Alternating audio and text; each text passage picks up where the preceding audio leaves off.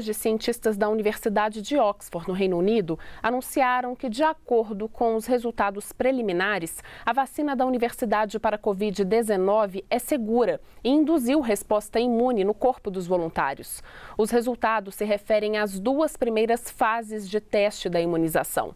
A terceira fase está ocorrendo no Brasil e em outros países. A busca por uma vacina é hoje a esperança para conter a pandemia do novo coronavírus. Mas o processo para chegar até uma imunização que seja de fato eficiente depende de vários fatores. A partir de hoje, você acompanha aqui no Jornal Minas uma série de reportagens que vai mostrar o desafio para o desenvolvimento das vacinas. No dia 20 de janeiro deste ano, a Organização Mundial da Saúde alertou para um surto da Covid-19. Um mês e meio depois, foi declarada a pandemia do novo coronavírus. Desde então, os números de infectados e mortos sobem a cada dia. A economia de vários países está praticamente parada. As pessoas inseguras. Afinal, nenhum tratamento teve eficácia comprovada. Hoje, a vacina é a principal arma contra o novo coronavírus. Mas o processo para chegar até uma que seja segura depende de vários fatores. Primeira questão é haver um agravo à saúde, né? Seja humana, seja animal. A partir daí, a pergunta é: qual antígeno utilizar? O que entendo que é antígeno? Qual proteína do micro-organismo, seja um vírus, seja um fungo, seja uma bactéria, que tem maior potencial de induzir proteção no organismo quando inoculado. E isso você pode usar tanto, vamos falar, essa proteína que nós chamamos de antígeno. O que é um antígeno? É uma proteína ou uma estrutura capaz de induzir resposta imune. Após a definição desse antígeno, começa a primeira etapa de produção das vacinas, que são os estudos pré-clínicos.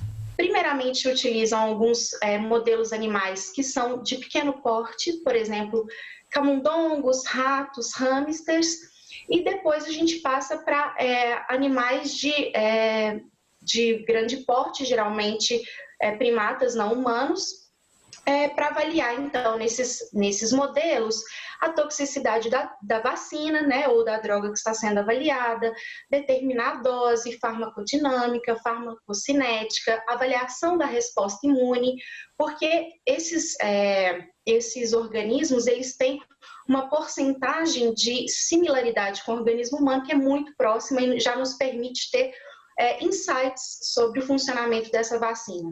A gente vacina e depois desafia para ver se aquele organismo está protegido. Então, apenas com evidências suficientes de que essa vacina funciona e que ela é segura, né, nesses organismos, é que nós passamos para os estudos clínicos, que são os estudos em humanos.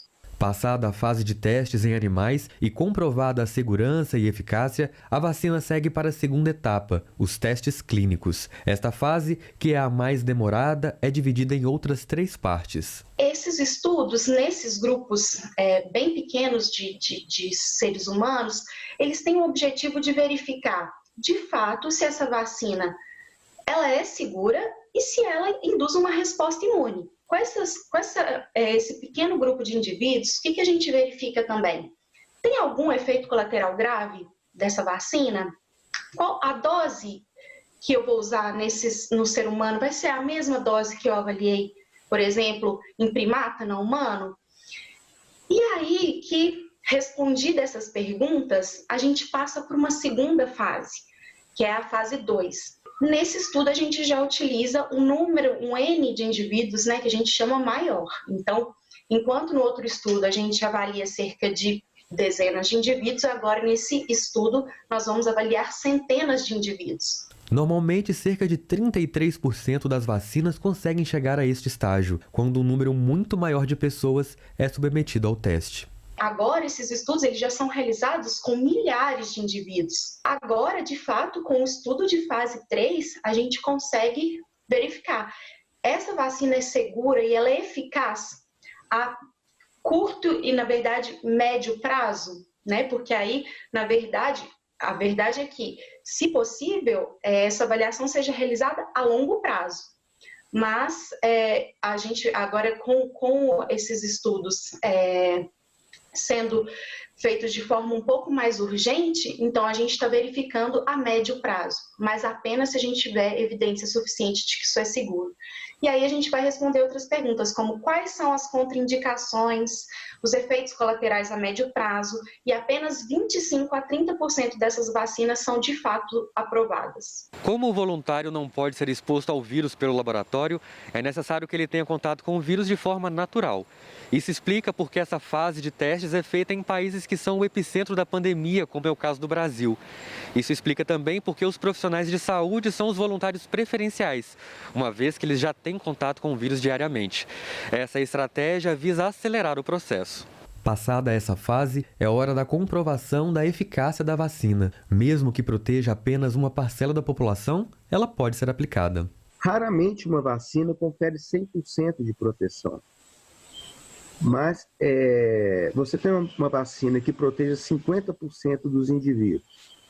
Então, primeira coisa, você protege essa população. E mesmo se a proteção não for total, você consegue reduzir o número de casos graves. Você consegue reduzir a transmissibilidade, quer dizer, o indivíduo ele não transmite para o outro. Então, consequentemente, você gera uma imunidade de rebanho. Porque você protegeu o indivíduo, mas por quebrar o elo de transmissão, você dificulta a novos casos. O Ministério da Saúde anunciou no final de junho uma parceria da Fundação Oswaldo Cruz com a AstraZeneca para a produção da vacina contra a Covid-19 que está sendo desenvolvida pela Universidade de Oxford. O anúncio prevê a produção de mais de 30 milhões de doses a partir de dezembro. Mas isso não significa que a vacina estará disponível para a população. Além de aguardar os resultados da fase 3 dos testes, é necessário um registro da Anvisa. Para essa vacina ela ser liberada para uso, a gente precisa finalizar o estudo clínico, tá certo? O estudo clínico de fase 3 ele precisa ser finalizado. Todas essas informações precisam ir para a nossa agência regulatória, que é a Anvisa. A Anvisa precisa fazer uma avaliação de toda essa documentação. Aí a vacina precisa ter o registro no país, né? Ela precisa ser registrada. E aí só depois que tudo isso acontece é que a gente pode, aí sim a gente pode liberar a vacina para comercialização. Na reportagem de amanhã, vamos mostrar quais os tipos de vacina estão sendo desenvolvidas contra a Covid-19 e qual delas está em estado mais avançado de pesquisa.